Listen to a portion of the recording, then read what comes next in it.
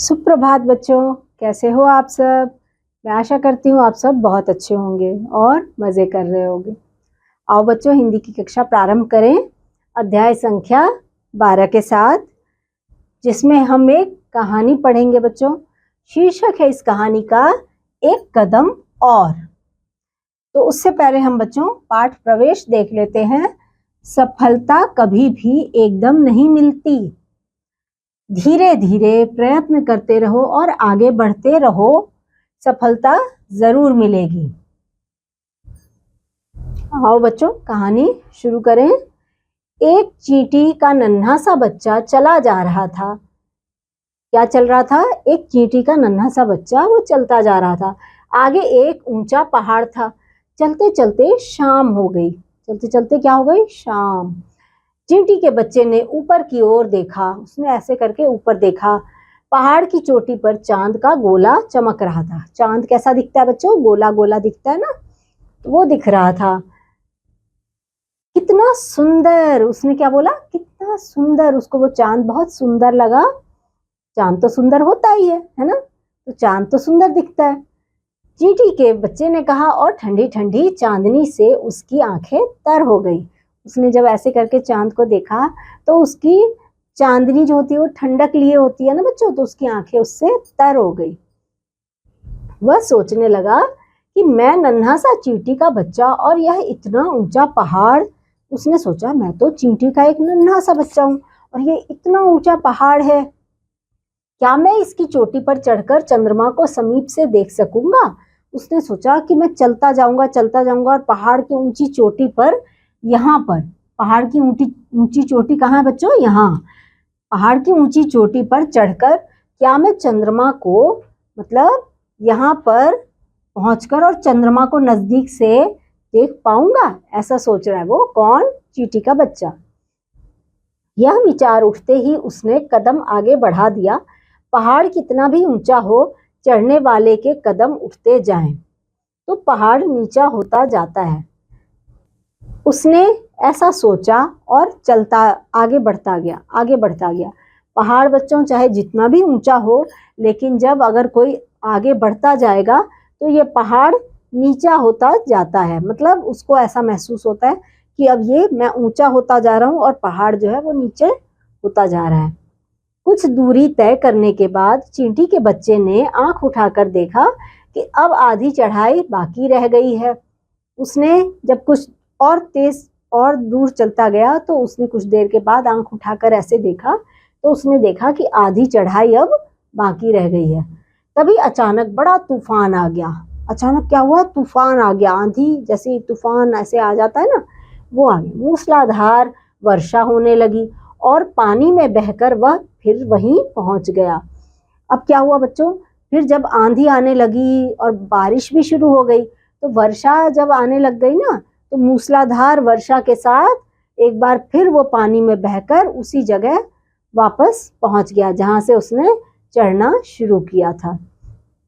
यहाँ तक तो विशेष बात नहीं थी, परंतु पानी के तेज प्रवाह में बेचारा चींटी का बच्चा बहता हुआ नदी में और फिर समुद्र में जा गिरा। यहाँ तक तो चलो बच्चों कोई विशेष बात नहीं थी, परंतु क्या हुआ कि जब वो पानी का जब और तेज प्रवाह आया तो उसके साथ वो जो बेचारा चींटी का बच्चा था वो बहता बहता नदी में जा गिरा। और उसके बाद नदी से सारा जल कहाँ जाता है बच्चों? समुद्र में। तो वो समुद्र में जा गिरा। ये देखो वो कहाँ चला गया? समुद्र में जा गिरा। चारों ओर अथाह जल, ऊपर आसमान और नीचे लहरें, उछलता समुद्र, दूर दूर तक और कुछ भी नहीं दिखाई देता था। चारों ओर देखो बच्चों जल ही जल है। बड़ा सा समुद्र होता है, वहां पर लहरें जो होती हैं वो भी ऊंची ऊंची उछलती रहती हैं और दूर दूर तक कुछ भी दिखाई नहीं देता है। इतने बड़े समुद्र में कितने हाथ पैर मारूं किनारे तक पहुंचने के लिए, इसका कोई किनारा है भी या नहीं? इतने बड़े समुद्र में कितने हाथ पैर मारूं? वो सोच रहा है कि मैं क्या करूं, कैसे हाथ पैर मारूं, इतना बड़ा समुद्र है, मैं क्या करूं जिससे किनारे तक पहुंच पाऊं। इसका कोई उपाय भी नहीं है। इसका कोई किनारा है भी या नहीं, क्योंकि उसको वहां से समुद्र का कोई किनारा दिखाई ही नहीं दे रहा था, क्योंकि बहुत बड़ा समुद्र था। तो सोच रहा है कि इसका कोई किनारा है भी या नहीं। चींटी का बच्चा मन मारे समुद्र की लहरों में हिचकोले खाता रहा। उसको यह नहीं मालूम था कि लहरें उसे कहाँ और किस ओर ले जा रही हैं। ये सब सोचते सोचते वो चींटी का बच्चा जो था बच्चों, वो मन ही मन ये सब बात कर रहा है और हिचकोले खाता जा रहा था पानी के साथ। और उसे ये पता ही नहीं लग रहा था, मालूम ही नहीं था कि उसे ये जो लहरें हैं ये उछालते उछालते कहाँ लेकर चली जाएंगी, कहाँ लेकर ये लहरें जो हैं वो उछालते उछालते उसे कहाँ ले जा रही हैं, यह उसे मालूम ही नहीं था। कई रातें और कई दिन बीत गए। कई रातें कई दिन बीत गए बच्चों। एक रात को चींटी के बच्चे ने देखा सामने अंधेरा कुछ ज्यादा ही गहरा था। उसने देखा कि सामने तो कुछ ज्यादा ही गहरा है अंधेरा। उसे आशा कि एक ऐसी कोई किरण नहीं दिखाई दी जिसकी रोशनी में वह यह मालूम कर पाता कि पास ही समुद्र का किनारा है। उसे कोई ऐसी आशा नजर नहीं आ रही थी जिससे यह मालूम कर सके किसी भी तरह से कि यहाँ से समुद्र का किनारा पास है। अचानक पक्षी की आवाज के साथ पूर्व दिशा से सूर्य की एक किरण आई और गहरे अंधेरे में फूटकर इधर उधर फैलने लगी। अचानक क्या हुआ बच्चों, चिड़ियों की आवाज आई, पक्षियों की आवाज आई और पूरब दिशा से सूर्य की एक किरण आई और गहरे अंधेरे में फूटकर इधर उधर फैलने लगी। किरण आई तो रोशनी फैल गई। चींटी के बच्चे ने देखा कि किनारे के पास एक विशाल जंगल था। उसने देखा, अब थोड़ी थोड़ी रोशनी आई तो उसको दिखाई देने लगा। उसने देखा कि यहाँ पर किनारे के पास एक विशाल जंगल था और उसमें ऊंचे ऊंचे ताड़ और देवदार के वृक्ष खड़े हवा में हिल रहे थे। उसने देखा कि उस जंगल में ऊंचे ऊंचे खूब ऊंचे ऊंचे ताड़ का पेड़ बहुत ऊंचा होता है बच्चों, और देवदार के भी वृक्ष वहां पर लगे थे। तो उसने देखा कि यहाँ पर ये बड़े ऊंचे ऊंचे पेड़ खड़े हैं और जो हवा में ऐसे ऐसे हिल रहे थे। आखिर किनारा आ ही गया। चींटी का बच्चा पानी से निकलकर बाहर खड़ा हुआ। उसने अपने को ध्यान से देखा। अब देखो बच्चों, आखिर किनारा आ ही गया। जो वो बच्चा था वो खुश हुआ और जल्दी से वो पानी से बाहर निकल कर आया और उसने बाहर निकलकर खुद को खड़ा हुआ देखा और अपने आप को ध्यान से देखा। उसने पहले से कुछ ज्यादा बड़ा और मोटा दिखाई दिया। उसने देखा कि मैं तो पहले से मोटा और बड़ा हो गया हूं। हाथ पैर भी कुछ मजबूत लग रहे थे। उसके हाथ पैर भी कुछ मजबूत लग रहे थे। पैरों को झाड़ पोंछ कर उसने अपने आप से कहा, रुकना तुम्हारा काम नहीं। 1-2 घंटे चलने के बाद चींटी के बच्चे ने सोचा, मुझे पहाड़ पर चढ़कर चंद्रमा को समीप से देखना है। अब उसने अपने आप से क्या कहा बच्चों, जब वो बाहर पानी से आया तो उसने कहा कि रुकना तुम्हारा काम नहीं है, मतलब यहाँ पर मुझे नहीं रुकना है। मुझे तो अभी क्या करना है, मुझे तो उसी पहाड़ पर फिर से चढ़ना है और चंद्रमा को समीप पर जाकर, समीप पहाड़ पर ऊंचा चढ़कर समीप से किसको देखना है बच्चों, चंद्रमा को देखना है। वही काम उसको फिर से याद आ गया। चलते चलते चींटी का बच्चा जंगल के अंतिम छोर तक पहुंचा। अब चलते चलते चलते वो जंगल के अंतिम छोर तक पहुंच गया। जंगल के बाद उसे बड़ा मैदान पार करना था, तब कहीं पहाड़ की चोटी दिखाई देगी। अब उसे वहां से पहाड़ की चोटी देखने के लिए क्या करना था, जंगल का बहुत बड़ा मैदान भी पार करना था। चलते चलते वह थोड़ा और तेज हो गया। तभी अचानक एक सांप तेजी से भागता हुआ, क्या आया, सांप तेजी से भागता हुआ और आया, उसके ऊपर से निकलने लगा। वह उसके ऊपर से निकलने लगा क्योंकि चींटी तो इतनी छोटी सी है। अरे अरे, चींटी के बच्चे ने चिपट कर सांप की पूंछ पकड़ ली। बड़े तेज दांत थे उसके। एक बार तो सांप भी ची बोल गया, फिर रुककर बोला, तुम मेरी पूंछ से क्यों चिपट गए भाई। अब क्या हुआ, अरे अरे, चींटी के बच्चे ने चिपट कर, क्योंकि वो उसके ऊपर से निकलने लगा ना, तो चींटी के बच्चे ने क्या किया, उसकी सांप की पूंछ पकड़ ली और उसके दांत बड़े तेज थे। तो एक बार के लिए सांप के मुंह से भी आवाज निकल गई कि ची, ऐसे करके आवाज निकल गई। फिर वो रुककर बोला कि तुम मेरी पूंछ से क्यों चिपट गए हो भाई, ऐसे पूछा। चींटी का बच्चा बोला, तुम मुझे धकेलते हुए क्यों भाग रहे हो। चींटी के बच्चे ने क्या बोला उसको, तुम मुझे धकेल कर क्यों भाग रहे हो, क्या तुम्हें मैं दिखाई नहीं देता। उसने कहा कि क्या तुम्हें मैं दिखाई नहीं देता। सांप ने कहा, अरे तुम भी भागो, जंगल में आग लग गई है। उसने सांप ने क्या कहा कि भागो भागो, जंगल में आग लग गई है, तुम भी भागो, आग तेजी से चारों ओर फैल रही है। चींटी का बच्चा बोला, अरे यह तो बहुत बुरी खबर है, आग में जलने से अच्छा तो समुद्र में डूब मरना था। अब चींटी के बच्चे ने क्या कहा, हाँ ये खबर तो बहुत बुरी है, आग में जलने से अच्छा तो समुद्र में ही डूब मरना था। सांप ने कहा, मैं तो अपने बिल में जा रहा हूँ, धरती के भीतर पृथ्वी के नीचे जब जंगल की आग बुझ जाएगी तब फिर बाहर निकलूंगा। सांप कहाँ रहते हैं बच्चों, बिल में रहते हैं। तो सांप क्या कहता है कि मैं तो अपने बिल में जाके छुप जाऊंगा, मैं वहीं जा रहा हूँ, और जब यहाँ पर आग शांत हो जाएगी, जंगल की बुझ जाएगी, तब मैं बाहर आ जाऊंगा। कहते कहते सांप अपने बिल में घुसने लगा, उसके साथ चींटी का बच्चा भी बिल के भीतर चला गया। 6 महीने कम नहीं होते, आग लगी रही और सारा जंगल जलता रहा, एक एक पत्ता जलकर राख हो गया। 6 महीने तक बच्चों उस जंगल में आग लगी रही और एक एक पत्ता जलकर वहां जंगल में राख हो गया। राख हो गया मतलब जल गया, राख हो गया।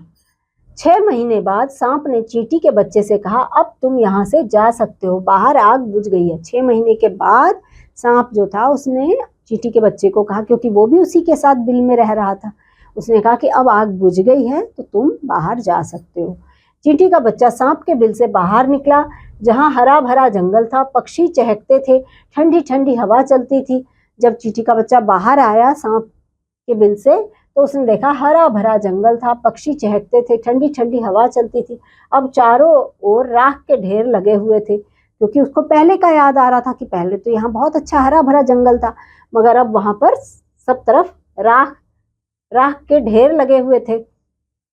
कितनी आग है इस पृथ्वी पर, कितनी हवा और कितना पानी, कुछ भी हो, कितना भी हो। चींटी के बच्चे ने चलते हुए कहा, मुझे पहाड़ की चोटी पर चढ़कर चंद्रमा को समीप से देखना है। अब वो मन ही मन सोच रहा है चींटी का बच्चा कि इस धरती पर, पृथ्वी पर कितनी आग है, कितनी हवा है और कितना जल है, ये सब सोच रहा है वो। लेकिन फिर उसे क्या याद आया चलते हुए कि मुझे तो उसी पहाड़ की चोटी पर चढ़ना है। क्यों चढ़ना है बच्चों, क्योंकि मुझे वहां चढ़कर चंद्रमा, जो वहां पे गोलाकार चंद्रमा उसने देखा था, मुझे पहाड़ की चोटी पर पहुंचकर उस चंद्रमा को छूना है। क्या सोचा उसने कि मुझे तो कुछ भी करके उसी पहाड़ की चोटी पर पहुंचना है और वहां पर जो मैंने चांद को देखा था, मुझे उस चंद्रमा को समीप से जाकर देखना है। कितना अद्भुत और कितना सुंदर है, उसे याद आता है कि वह कितना सुंदर और अद्भुत है चंद्रमा। जिसने तूफान देखा, समुद्र की प्रचंड लहर से खेला, उसे राख का ढेर पार करने में कितनी देर लगती। पहाड़ की आंधी, ऊंचाई तक तो वह पहले ही चढ़ चुका था। इस बार पहाड़ उसके लिए नया नहीं था, अब उसको बहुत समय लगना था। जब वो समुद्र और प्रचंड लहर से भी खेला, राख का ढेर पार करने में उसको कितनी देर लगती। पहाड़ की आधी ऊंचाई तो उसने पहले ही चढ़ ली थी, तो वो तो उसको मालूम ही था। इस बार पहाड़ उसके लिए कोई नया नहीं था बच्चों, क्योंकि एक बार तो उस पहाड़ पर वो पहले भी चढ़ चुका था। खूब ऊंचाई पर पहुंचकर उसने शिखर की ओर आंख उठाकर देखा, चांद पहले से अधिक शीतल और दमकता हुआ दिखाई दे रहा था। मतलब दमकता मतलब चमकता हुआ पहले से भी ज्यादा दिखाई दे रहा था। दूसरे ही क्षण शिखर पर अगला कदम रखते हुए उसके मुंह से निकला, कितना अद्भुत, कितना सुंदर। क्या बोला उसने बच्चों, कितना अद्भुत, कितना सुंदर। और उसकी आंखें शीतल चांदनी से भर गई। ये देखो, ये चींटी है और इसको चांद देख के ये बोल रहा है कितना अद्भुत, कितना सुंदर। तो बच्चों आइए हम कुछ शब्दार्थ भी कर लेते हैं। प्रवाह का मतलब क्या होता है बच्चों, बहाव। शीतल का मतलब होता है ठंडी, और शिखर का मतलब होता है चोटी। अद्भुत का मतलब होता है अनोखा। अथाह का मतलब होता है जिसकी गहराई नापी ना जा सके। और समीप का मतलब होता है पास।